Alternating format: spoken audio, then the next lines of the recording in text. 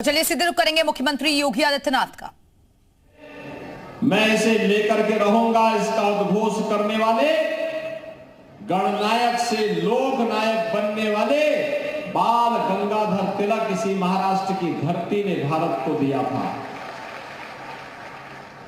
1857 के प्रथम स्वतंत्र समर को, जिसे कुछ कथित इतिहासज्ञ क्रांति मात्र कहते थे, उसे प्रथम स्वतंत्र समर कहने वाले वीर सावरकर, जिन्हें एक जन्म में दो आजीवन कारावास की सजा हुई, ऐसे वीर सावरकर इसी महाराष्ट्र की देन है। महिलाओं की सशक्तिकरण के लिए महिला शिक्षा आवश्यक है, इसका भाव जगाने वाली सावित्री बाई फुले इसी पावन धरा की बच है। ऐसी पावन धरा को कौन नहीं नमन करना चाहता है। पूरा राष्ट्र कृतज्ञ भाव के साथ महाराष्ट्र का अभिनंदन करता है, स्वागत करता है। और इसीलिए 2017 में उत्तर प्रदेश में जब मुझे मुख्यमंत्री बनाया गया, मैं आगरा गया था। आगरा में जब मैं निरीक्षण के लिए निकला तो मुझे बताया गया कि यहां पे एक मुगल म्यूजियम है। मैंने कभी मुगलों का भारत से संबंध क्या है, मुगलों का भारत से संबंध क्या है, तो लोगों ने कहा कि साहब, इसमें औरंगजेब के शासन और मुगलों के शासन के प्रतीकों को यहां पर रख करके लोगों के लिए रखा जाएगा। मैंने कहा इस सब को हटाइए, इस म्यूजियम का नाम बदलिए, म्यूजियम का नामकरण छत्रपति शिवाजी महाराज के नाम पर होगा। हमारी श्रद्धा छत्रपति शिवाजी महाराज में है, हमारी श्रद्धा के पात्र संभाजी महाराज हैं, हमारी श्रद्धा के पात्र गुरु गोविंद सिंह जी महाराज हैं, हमारी श्रद्धा और हमारा सम्मान महाराणा प्रताप के प्रति है। हमारा सम्मान किसी विदेशी आक्रांता के प्रति नहीं हो सकता है, कभी नहीं, कतई नहीं हो सकता है। और आज इसीलिए मैं आज यहां पर आया हूं आपसे कहने के लिए, बहनों और भाइयों, चुनाव चल रहा है। ये चुनाव मात्र चुनाव नहीं है।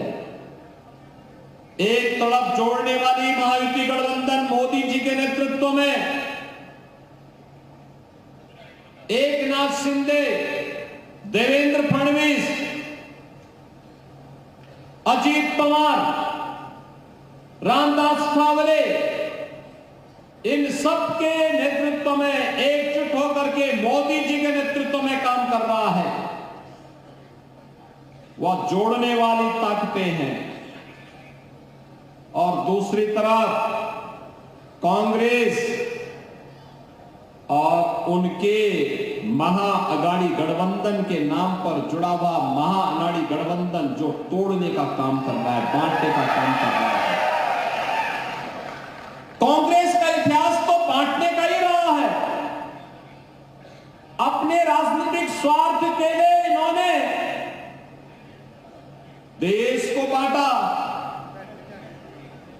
हिंदू समाज को बांटा, जाति के नाम पर, संप्रदाय के नाम पर, क्षेत्र के नाम पर, भाषा के नाम पर।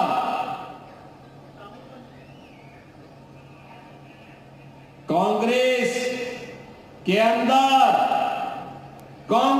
के अंदर लगता है अंग्रेजों का डीएनए आ गया है। जो बांटो और फूट डालो, राज करो की नीति पर चल रही थी, वही कार्य अब कांग्रेस कर रही है। और इसलिए बहनों और भाइयों, मैंने कहा था, मैं इसीलिए कहता हूं, हम बटे थे, अयोध्या में राम मंदिर का अपमान झेलना पड़ा था। 500 वर्षों तक अयोध्या में हम लोग रामलला के लिए तरस रहे थे, बटे थे। काशी में, काशी विश्वनाथ मंदिर में, काशी विश्वनाथ मंदिर का अपमान झेलना पड़ा था। बटे थे मथुरा में,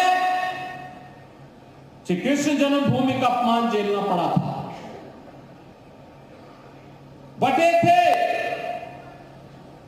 तो यहां पर मैं देखता हूं छत्रपति शिवाजी महाराज के द्वारा स्थापित हुए तमाम गढ़ और किले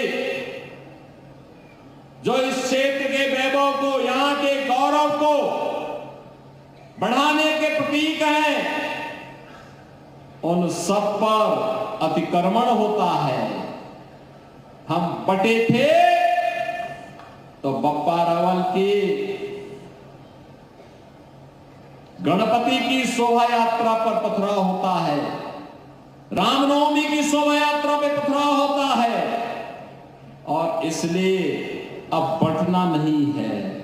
बटे थे तो कटे थे, एक रहेंगे तो सेफ रहेंगे, इस भाव के साथ अब हमें इस चुनावी समर में पूरे देश को एकजुट करने के लिए फिर से कार्य करना है। और इसी भाव के साथ आज मैं आपके पास आया हूं आपसे कहने के लिए, आज मोदी जी के नेतृत्व में हम एक नए भारत का दर्शन कर रहे हैं। बहन और भाइयों, ये वही भारत है 2014 के पहले पाकिस्तान घुसपैठ करता था, आतंकी वारदात को अंजाम देता था, तो तब कांग्रेस के लोग कहते थे, कांग्रेस नेतृत्व की सरकार, यूपीए सरकार कहती थी कि पाकिस्तान के खिलाफ मत बोलो क्योंकि संबंध खराब हो जाएंगे। उनके लिए देश हित की कीमत पर पाकिस्तान के साथ संबंध आवश्यक हो गए थे। और आज नया भारत है, पाकिस्तान भारत की सीमा का अतिक्रमण करने का दुस्साहस नहीं कर सकता क्योंकि इसे मालूम है नया भारत है, नया भारत छेड़ता नहीं है, लेकिन कोई छेड़ता है तो उसको छोड़ता भी नहीं है। ये नया भारत है, छोड़ता नहीं है। ये नया भारत है, अपने नागरिकों को बांटता नहीं है, सबका साथ और सबके विकास के नाम पर पूरे देश को जोड़ने का काम करता है। ये नया भारत है, योजनाओं का लाभ सबको देंगे, सुरक्षा सबको देंगे, लेकिन तुष्टीकरण किसी का नहीं करेंगे। इस भाव के साथ कार्य करता है और उसी भाव के साथ आज आपको जोड़ने के लिए मैं आपके पास आया हूं कि मोदी जी के नेतृत्व में देश की सीमाएं सुरक्षित, कश्मीर में आतंकवाद की प्रतीक धारा 370 हमेशा के लिए समाप्त हो गई, पूरी तरह समाप्त हो गई। आतंकवाद की अंतिम ताबूत पर कील ठोकने का काम आज मोदी जी के नेतृत्व में भारतीय जनता पार्टी की सरकार ने कर दिया है।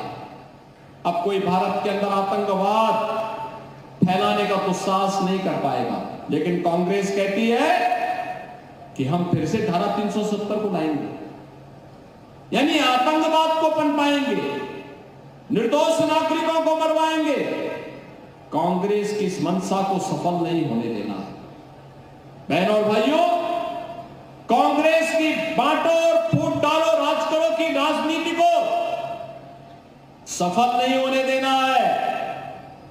कांग्रेस की आतंकवाद और नक्सलवाद को बढ़ाने की इस राजनीति को हमें आगे नहीं बढ़ने देना है। कांग्रेस की भ्रष्टाचार पोषक सरकारों को फिर से आने नहीं देना है। यही कहने के लिए आज मैं आपके पास आया हूं, आपसे कहने के लिए कि आज तो आपने देखा होगा ये महायुति गठबंधन की सरकार अब तो ऐसे मोदी जी के नेतृत्व में देश के अंदर 4 करोड़ लोगों को एक आवास मिला, शौचालय बने, 10 करोड़ लोगों के घर में उज्ज्वला योजना का रसोई गैस का फ्री में कनेक्शन पहुंचा, 12 करोड़ किसान पूरे देश के अंदर प्रधानमंत्री किसान सम्मान निधि का लाभ प्राप्त कर रहा है। 50 करोड़ लोग आयुष्मान भारत में प्रतिवर्ष 5 लाख रुपए की फ्री चिकित्सा प्राप्त कर रहे हैं। और मोदी जी ने घोषणा कर दी, आदेश भी कर दिया है कि 70 वर्ष से ऊपर के प्रत्येक व्यक्ति को फ्री में उपचार की सुविधा उपलब्ध करवाएंगे। बहनों और भाइयों, पहली बार हो रहा है जब 80 करोड़ भारतवासी फ्री में राशन प्राप्त कर रहे हैं। एक नया भारत है, सुरक्षा भी दे रहा है, कार्य भी कर रहा है। तो इंफ्रास्ट्रक्चर के लिए भी हाईवे बन रहे हैं, रेलवे का विस्तार हो रहा है, नए नए एयरपोर्ट्स बन रहे हैं, IIT, IIM, AIIMS, 1 district 1 medical college, हर घर नल की योजना भी क्रियान्वित हो रही है। यानी विकास के काम भी है तो विरासत का सम्मान भी है।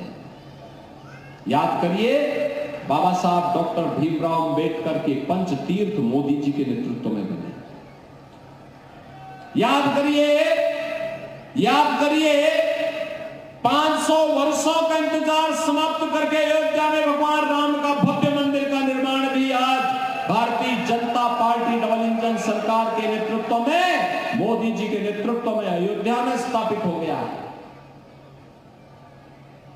लगातार देश के अंदर विरासत और विकास का समन्वय, सुरक्षा, समृद्धि और सुशासन के लिए ये महायुति गठबंधन भारतीय जनता पार्टी के नेतृत्व में जो कार्य कर रही है, उसी के प्रति आपको जोड़ने के लिए, आपका आह्वान करने के लिए आज मैं यहां पर छत्रपति शिवाजी महाराज की इस पावन धरा पर उत्तर प्रदेश की धरती से विशेष निवेदन करने के लिए मैं आपके पास आया हूं। बहनों और भाइयों, आप में से कितने लोगों ने अयोध्या में दर्शन किया? श्री राम जन्मभूमि पर रामलला के विराजमान होने के बाद कितने लोगों ने दर्शन किया?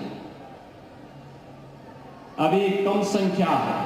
और मैं धैर्यशील कदम जी से और मनोज दादा घोड़परे जी से कहूंगा कि चुनाव के बाद यहां से एक ट्रेन भर करके लेके आइए, अयोध्या में दर्शन।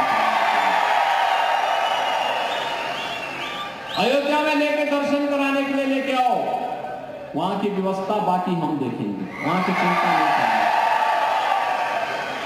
बहनों और भाइयों, अयोध्या में आएंगे, एक भव्य अयोध्या, दिव्य अयोध्या दिखेगी।